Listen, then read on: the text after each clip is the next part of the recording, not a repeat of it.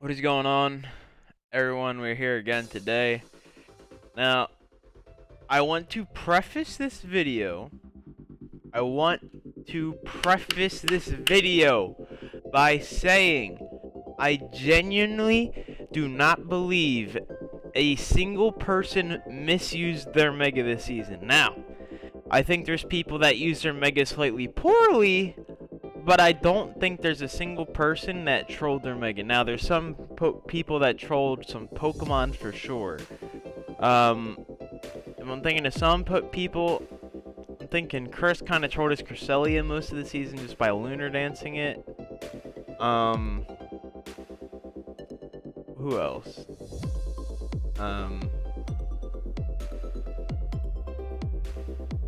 I think Preston had a not so good performance with Zoroark this season, or Superior, or Manaphy. But again, I'm not trying to call people out. What I'm trying to say is Megas are very crucial to a draft, and what they can provide to a team can be very beneficial or very, very harmful if not used properly. And like I've said, I'm prefacing this video by saying I do not believe a single person used their Mega too terribly. I think everyone used their Mega to their strengths and used some pretty good sets along the way. I just want to make this video to give a look back on the season, and you know, see how everything went. Again, this song is kind of lame, actually. Let me change it. I don't like that.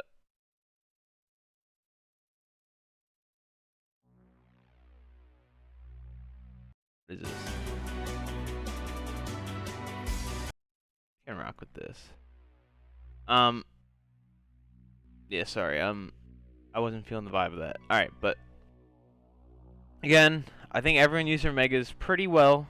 But again, I just want to give a look back on the season since we're essentially done. Now, again, there's 2 more games that need to be played. MNAS and JC, which that set has no significance at all. Then there's me and Tabs, where if I lose, Tabs is guaranteed 5th seed. If he loses, we're going to have to do a mini tournament next weekend. So, get ready for that. Yeah, anyway, let's move on with the video. Who do I think who was the least impactful? I'll use least impactful, that way, because that's what I'm looking for. Who was the least impactful Mega this season? As crazy as it sounds, I think it's Megalati. I think it's Latios. Chase had a pretty rough season with Latios. It managed to end 25 and 27, so ended negative for the season, which kind of sucks. I don't think Chase necessarily used it bad. Like, there were some games. I'm not gonna say Chase used it good, but I think what Chase was going for with his team identity, it was much more focused around getting Prim and Nito in. At like the first 2 weeks, that's why Chase kind of struggled a lot, because he didn't know how to use his team. And when he traded out the Swampert and the Lucario out for Nidoking and Primarina, he used Nidoking Season 1 and he was fragging on it then. Primarina is just a Pokemon that can be defensive and offensive. Swampert kind of can be both, but it's a lot better in the defensive role, so he picked 2 Pokemon that he was more comfortable with and he liked more, so, and then he adjusted his plan around those 2 rather than his OU picks. Now, first half of the season, he wasn't bringing Jirachi at all, and it was scaring me.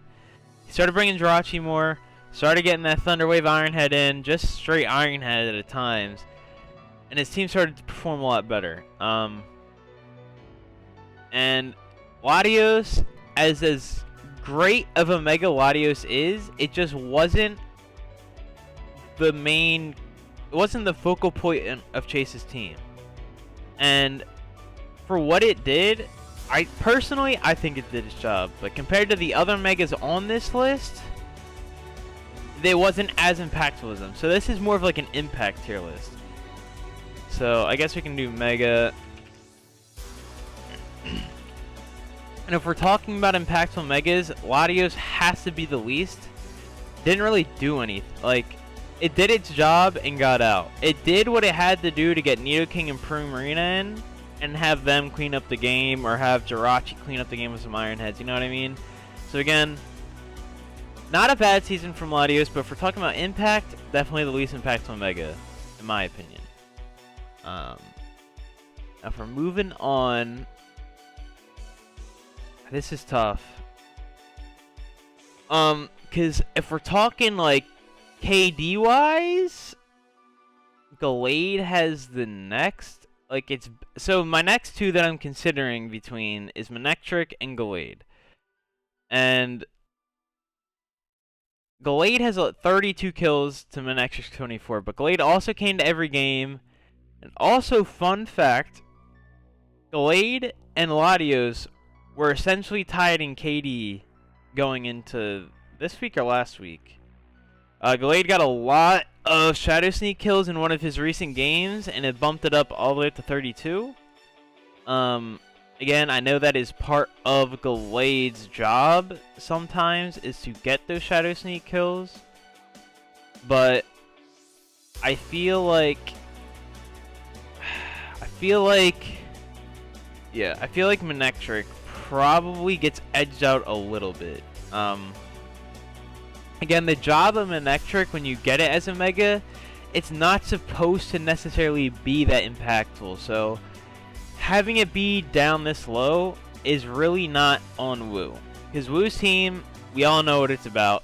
Getting drill in, getting the sweep off, breaking down the walls with other things like the Flareon, like some other things. And Manectric's job is, so what is drill weak to? Levitators and flyings, because they are immune to the earthquake spam. Manectric takes care of them. Manectric's job is kind of just it's to get you that fast electric type in the drafts, because it is very, very important, and it is to just have a consistently good mega that you can rely on week in and week out. And for Manectric for Wu, obviously not every team it was good into, but for the teams that it was good into, it performed extremely well. But again, if we're talking about impact, Manectric is more of like a bipolar one. It either is very good into a team or isn't so good into a team. So Manectric being down this low, it's not to say the Mega's bad. It's honestly, if anything, I would say it did its job better than Gallade. But if we're talking about impact, like how impactful it was consistently, I think Gallade edges it out a bit. So next up, we have Gallade. Gallade, really, it didn't, like I said, up until one of Tanner's most recent games where it got a lot of Shadow Sneak kills, Gallade wasn't really doing, I'm not going to say it was doing bad, but it wasn't like, when you see Mega Gallade, you think it's going to have a lot more of like, personally, when I saw Mega Gallade drafted, I thought it was going to be up there in kill count with, like, Pinsir or Charizard X. That's what I thought going into the season. That's not to say Tanner is a bad player. This is just saying what their Megas did. And again, I don't think Gallade had a bad season by any means. I think Gallade was good, and it was like all of Tanner's Mons, he doesn't have like one Mon that really shot above the rest. I guess Gallade technically, because it has the most kills on his team, but Torterra's right behind at 30. So honestly, you can kind of say Torterra had more of an impact than Gallade, which is kind of crazy to say. But anyway, Gallade, just a very consistent season. Just a solid performance all around, and it never really never did bad, and it never did like great either. It was just very consistently good, and I think that's fine. It's not bad, because again, this is more of like an impact rankings. I guess this title should probably change.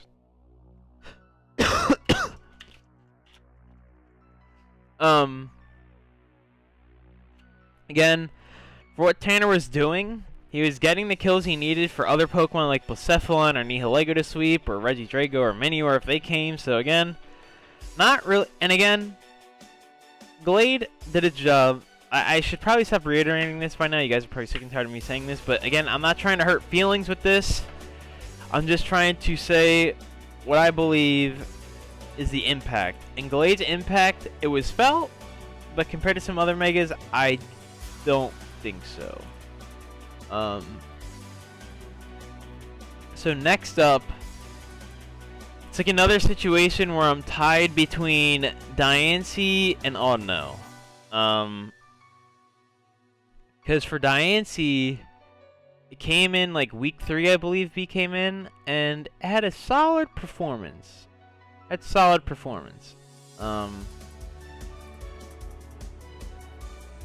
But Audino didn't. That's the thing. Audino didn't come to some of my games. Actually, how many games did Audino not come for me at all? Let me count that up real quick. So 1, 2, 3, 4, 5, 6. So 6 out of my 8. So a third of my season I played without Audino, which is kind of crazy to think about. And B brought Diancie a lot more. So I think if we're talking about general impact, again, it's not just based on how much they came. That's why I'm torn, because I think Diancie had a great season, but I think in the very beginning for B, it was a little sketchy. He was still trying to find his way. He was, he was struggling a little bit at first, but I don't know. I think he won both his games when he came in. I don't know. But this is tough. Like, for me, it's like the same thing as Galade and Manectric. It's kind of even. I think for the sole reason that Diancie... I don't know. Fuck. Alright, I'm flipping a coin. And like this, I hate doing coin flips. I usually like making up my... This flip doesn't count. Alright, heads for Audino, tails for Diancie. Alright, so Diancie will get 6. And Audino will get 7. So Audino, really just the glue to my team. Very just extremely good season for Diancie, for Audino in my opinion. Again, I didn't bring it to 6 out of the 18 games, which a third of my season without it, kind of crazy, but I feel like the games it came, it did very good, except for maybe like 1 or 2. And the games that didn't come, I feel like my team performed well without it. So I would say it's impactful in the games that came. And just because my team did good without it doesn't mean that Audino isn't good. It's just that the matchup didn't require it. Again, maybe you guys think Audino did a lot worse or a lot better, but in my opinion, I think Audino had a very consistent and good season, and I think 7th is more than fair for it. Yeah. So El Bozo if you hate Audino. I think Audino had a good season. Diancie, just a consistent offensive threat. You get behind a sub, crazy. Sometimes you don't even need sub. You can run like a rock polish set. I don't think B brought that once, but it was an option that I considered while helping him prep at times. Really just Moonblast, Diamond Storm. Like, what the fuck is coming in? Obviously a steel type, but just take care of them with your other Pokemon. Like, what did B have on his team? Hit Incineroar, Aerodactyl, which isn't the best for steel type. I mean, B's team is good. Had some fundamental flaws. He had no really good hazard removal for a bit, but I think in all, B's team was fine. Just unfortunate that he had to come into the season with 4 losses already, because I genuinely believe that if we had him from the get-go, that he's probably in the next weekend's playoff race that is about to happen. So again, or maybe even clinches playoffs already, and he's guaranteed 5th or 6th seed. I don't know, but either way, very just unfortunate situation for me. Hopefully, we'll see him next season. So yeah, that's Dynasty and all no down. Number 5. Number 5.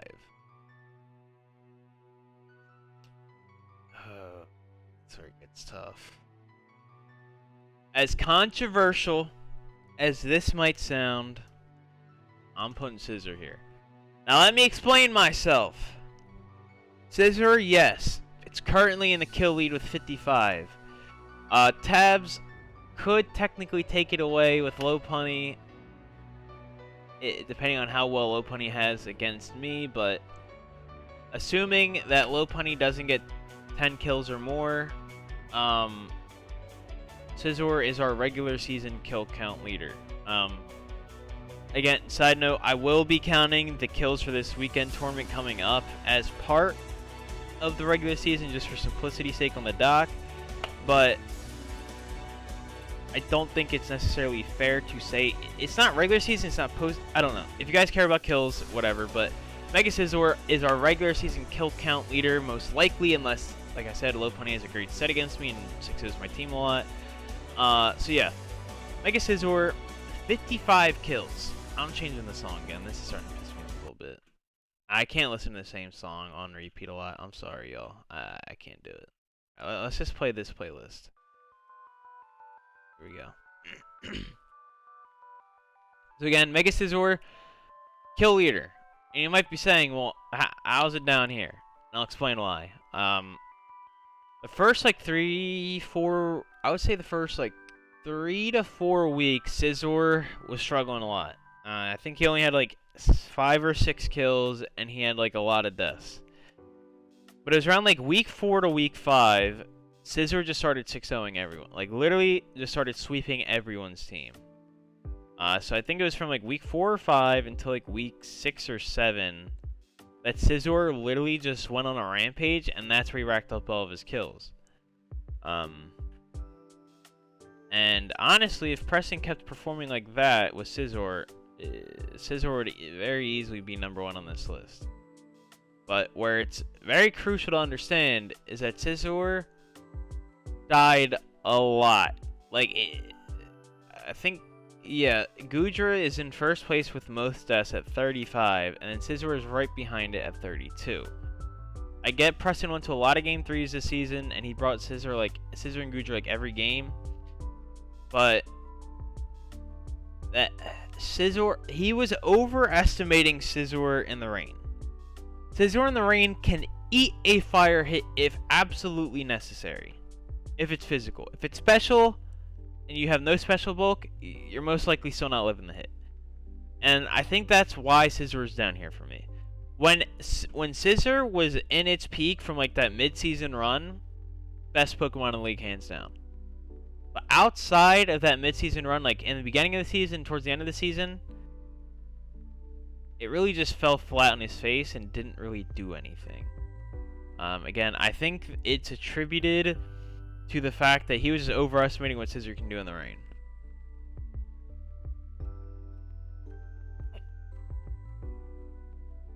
And again, if we're talking about impact, the reason why I have Scissor in 5th and not 1st is because its overall impact, right? We take its highs and we take its lows. It has to average out around that mid-range. So, again, maybe if Preston was slightly more consistent with Scissor, easily number one in my opinion. But for the reason that it wasn't as consistent as I would like to be, Scissor's going to have to hold the 5th slot for me.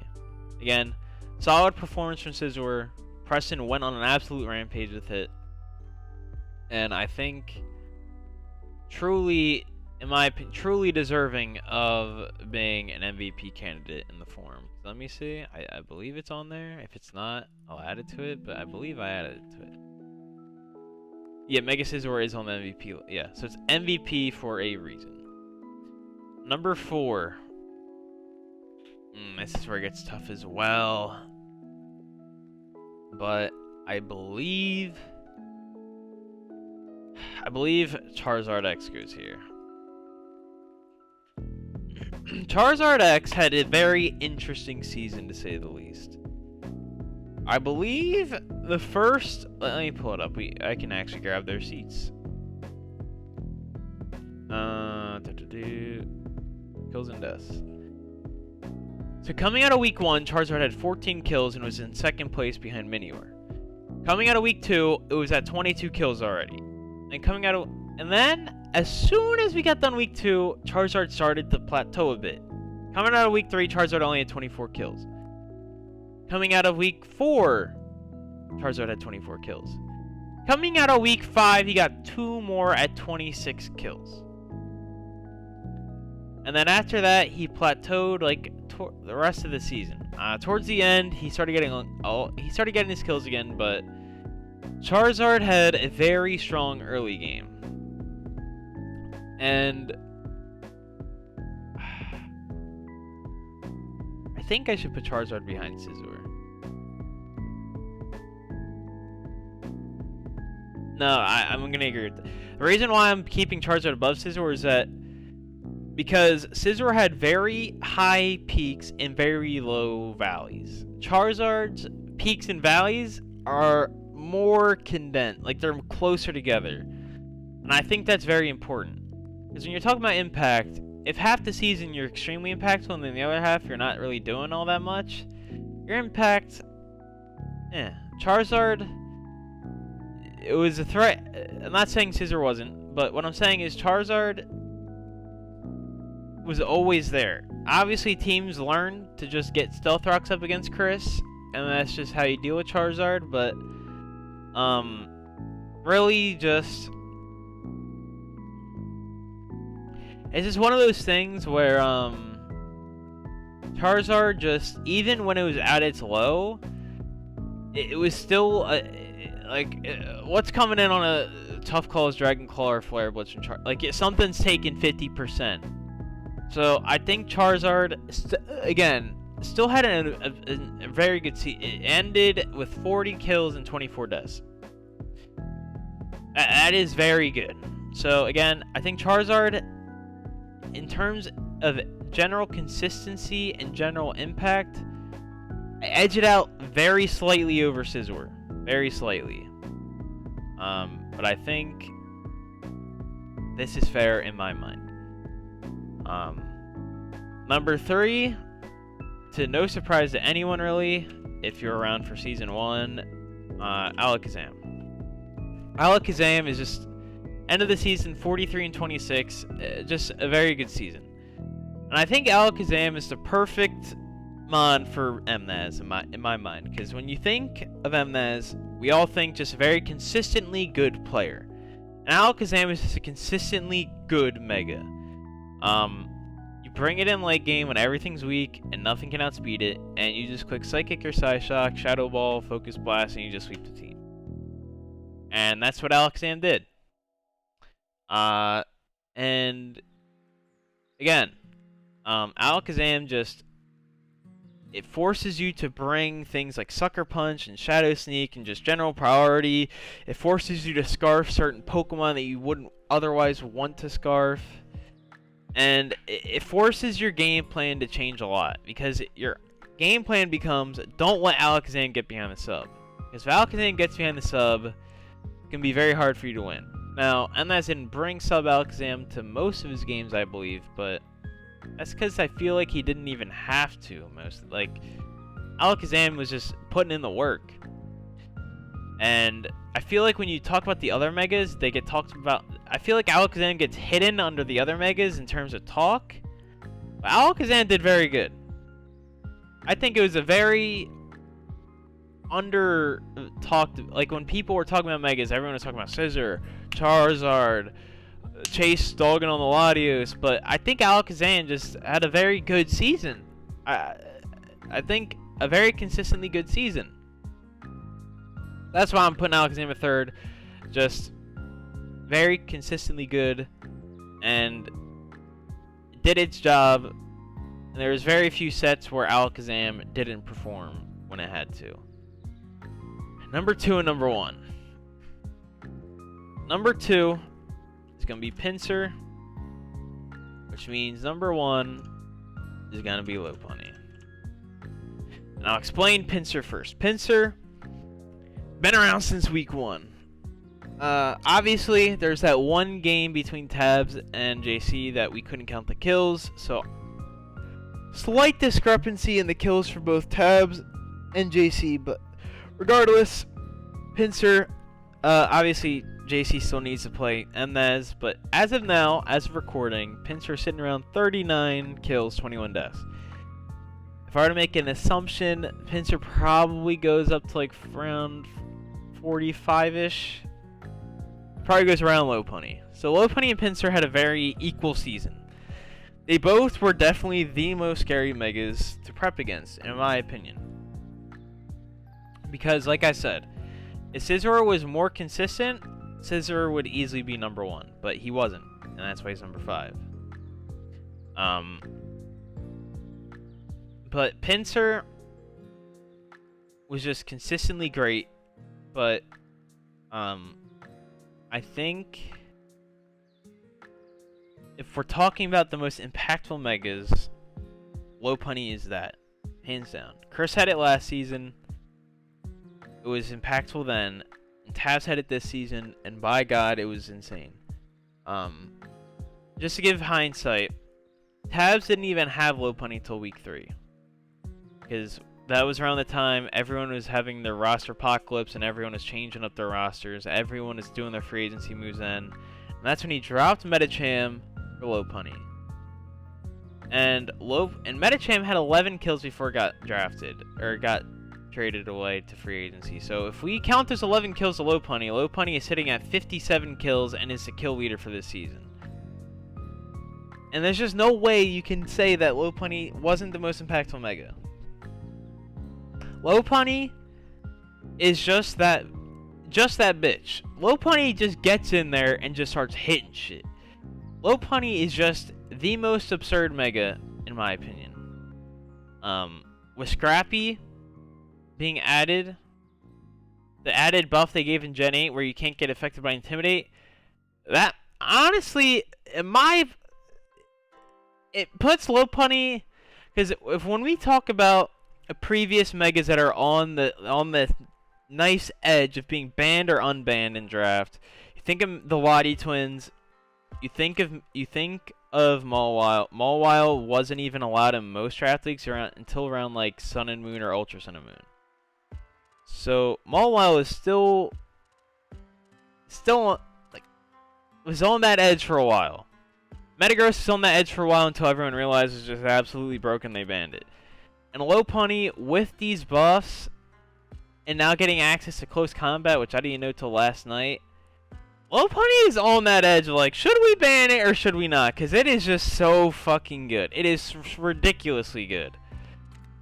And Tabs, the duo of Victini and Lopunny, they have 86 kills combined. No other duo in the league has 86 kills. And that just speaks volumes to what his team did.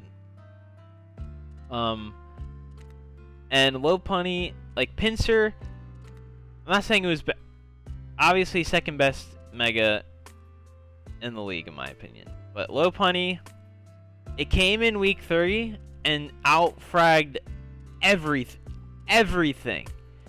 Like, again, if it was around since week 1, Lopunny's probably the kill leader. Again, it can still edge out on that kill leadership depending on what Tabs does to me in our set, but again, this is just absolutely absurd showing from Lopunny this season. Coming in week 3 and still showing everyone else up that she is that bitch. So again, this is, in my opinion, where everyone in their Megas stand. And again, I preface this in the beginning a lot, and I'm going to preface it again. I don't believe anyone really fucked up their Mega a lot this season. Again, I think Chase probably fucked up Latios the most. But I think in terms of what he was trying to do with his team, I think it filled its role. It got the damage out that it needed for something like Prim or Nidoking, or yeah, something like Prim or Nidoking to come in and clean up. So I think this is where I'm comfortable placing everyone's megas for this season. I think these two are pretty close together. These two are pretty close. I think they're like in pairs. I think, well, except for Latios, I think Manectric and Glade are pretty close together, and I think like it was a very close race. I had a little bit of a trouble thinking about it, but I think this is where I'm comfortable placing everything. And again, if Scizor was just slightly more consistent, easily number 1 or 2. But I think just because of the inconsistency of Scizor this season, I think 5th is more than fair in my opinion. And yeah, so if you're happy with where your mega placed, good on you, use it well. If you're not so happy with it, maybe don't look into drafting that mega again next season. But yeah, I'm gonna get out of here. Hope you guys enjoyed this video. Yeah, hopefully we will finally find out who's so far guaranteed. Preston, B, and Woo are out, guaranteed out. Tabs beats me whenever we play. He's guaranteed 5th, and then it's just between Chris and Chase. Tabs loses to me. You can do a mini tournament next weekend to see who gets 5th and 6th seed. So again, hope you guys enjoyed this video. Maybe this gives you some insight into how you use your mega, and how or if you should draft your mega again going into next season. So again, that's going to be it from me. I'm going to be getting out of here.